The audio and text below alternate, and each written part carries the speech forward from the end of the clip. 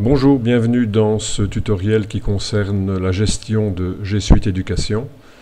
Donc ici je vais vous montrer comment on peut créer facilement à partir de Proeco le fichier CSV qui est donc destiné à générer les utilisateurs par lot à partir du gestionnaire d'utilisateurs de G Suite.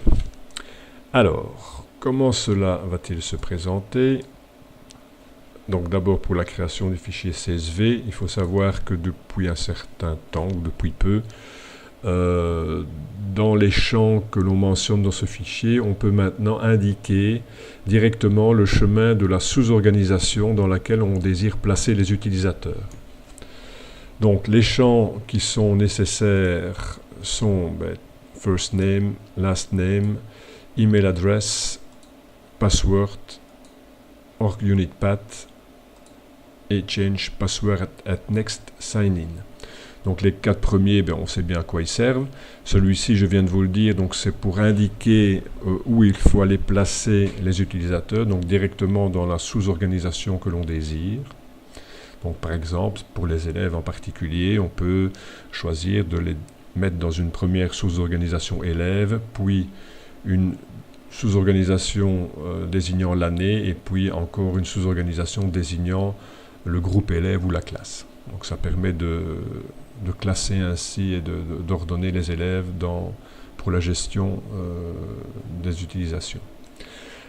Change password at next sign in, deux possibilités, c'est oui ou non, suivant que l'on désire qu'à la première connexion, ou en tout cas à la connexion suivante, l'utilisateur soit obligé de réinitialiser son mot de passe. Donc je reviens à mon org unit path. Donc au niveau de la syntaxe, pour désigner la racine de l'organisation, donc si on ne désire pas placer les utilisateurs dans une sous-organisation, on va simplement renseigner le slash. Pour placer par exemple les utilisations dans cette sous-organisation, donc élève et l'année deuxième commune et le groupe élève 2A, on indiquera ce chemin, donc slash élève, slash 2C, slash 2A. Et donc pour ce champ-ci, change password at next sign in, les arguments sont donc yes ou no. Voilà. On va donc voir maintenant comment on peut réaliser ça à partir de Proeco. Alors voilà, nous voici dans Proeco.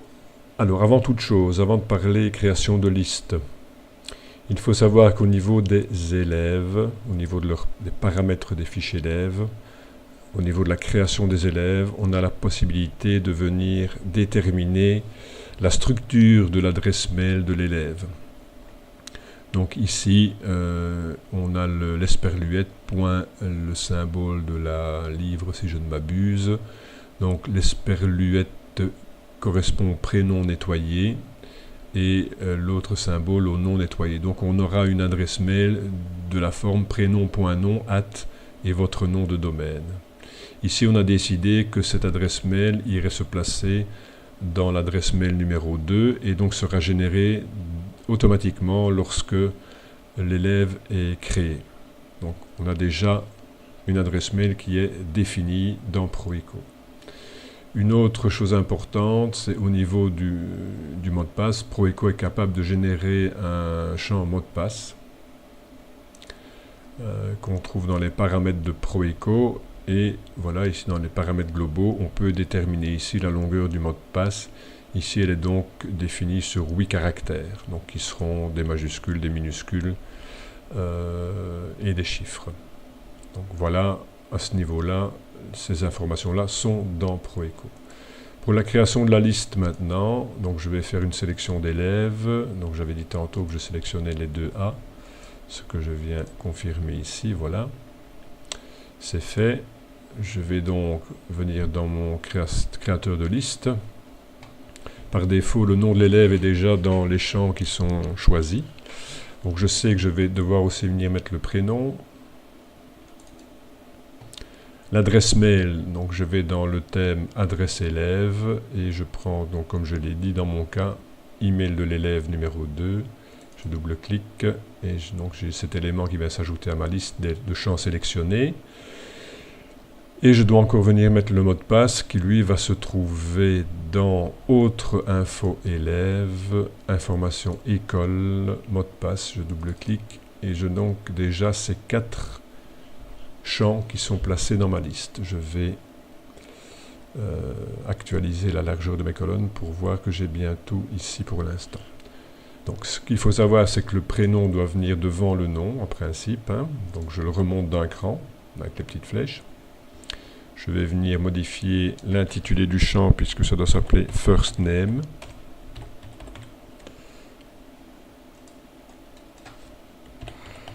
Last Name. Alors ici c'est Email Address. Hop, ça avec 2D. Hein. Et ici donc c'est Password. Donc voilà déjà ces 4 champs là. Ce que je vais devoir venir ajouter, c'est faire en sorte que je puisse avoir le champ org unit path qui vient de se mettre. Donc, si je veux mettre les utilisateurs que je crée dans le sous-répertoire, la sous-organisation élève, puis l'année et puis le groupe élève, et je vais devoir déterminer un champ qui va m'indiquer /élève /2c /2a. 2C, 2A, l'année et le groupe élève sont des informations que Proeco connaît, donc pas de problème. Par contre, pour le / et les autres informations comme élève, il va falloir contourner un petit peu Proeco, enfin contourner. Proeco permet de le faire, mais pas de manière directe avec les données qui sont enregistrées pour les élèves. Donc on va devoir déterminer ce qu'on appelle des constantes. Donc je clique ici sur le petit bouton CO, constante, donc définir des constantes. Je vais appeler ma première constante /. Dans la valeur, je mets le /. Ensuite, élève, et je mets comme valeur élève. Voilà. Et j'aurai aussi besoin, quand j'aurai fini mon champ org unit path, du champ change password at next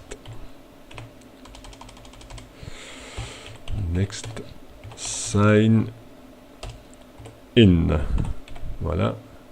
Et dans ce cas-ci, puisque je veux qu'effectivement l'utilisateur réinitialise son mot de passe, je mettrai la valeur à yes. Voilà, je valide mes constantes.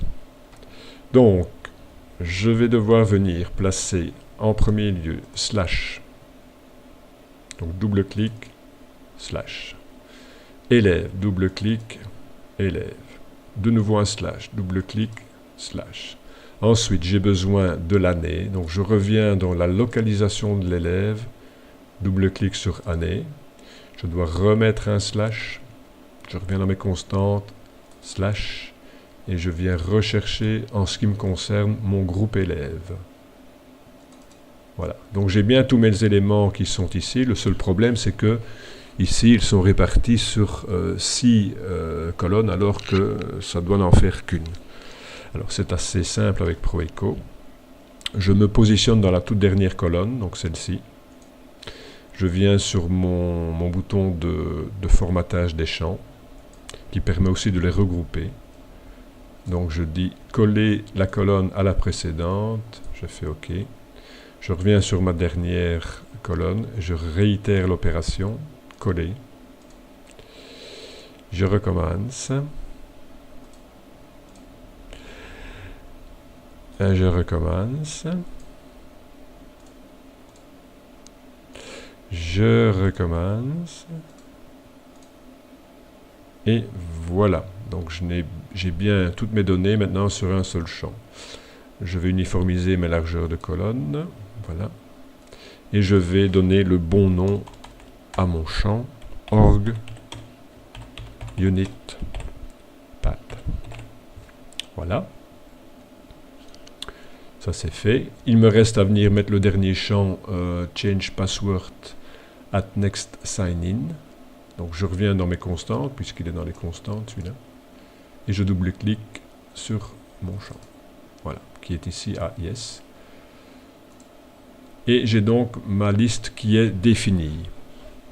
Donc, first name, last name, email address, password, org unit path, change password at next sign in. Donc tous les éléments y sont.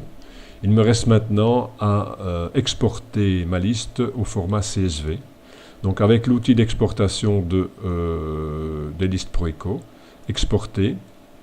Je viens cocher ici texte CSV. Donc exportation texte virgule, c'est bien ce qu'il nous faut, hein, c'est bien la virgule. Avec les titres. Et surtout, je viens modifier ici le codage qui est prédéfini. Et je choisis le codage UFT8. Sinon, vous risquez d'avoir des problèmes avec les caractères accentués. Voilà, une fois que c'est fait, je valide. Voilà. Et je vais, ici je l'avais déjà enregistré, donc je viens ici enregistrer mon fichier de ACSV. Voilà, je le réenregistre. Et mon fichier est donc créé. Reste maintenant au niveau de la création de mes élèves à venir ici récupérer mon fichier CSV. Donc je vais le récupérer là où je l'ai enregistré. Voilà, donc mon fichier 2A qui se trouve là, je le sélectionne, je fais ouvrir. Il est là et je demande maintenant de l'importer. Et automatiquement, vos utilisateurs vont être créés et seront placés dans la sous-organisation qui se trouve ici, élève 2C, 2A. Ici, je ne vais pas lancer l'importation parce que sinon, je vais un peu mettre le boxon dans ce que j'ai déjà créé. Mais donc voilà comment, à partir de Proeco, vous pouvez créer vos listes. Voilà, et à bientôt dans un autre tutoriel peut-être.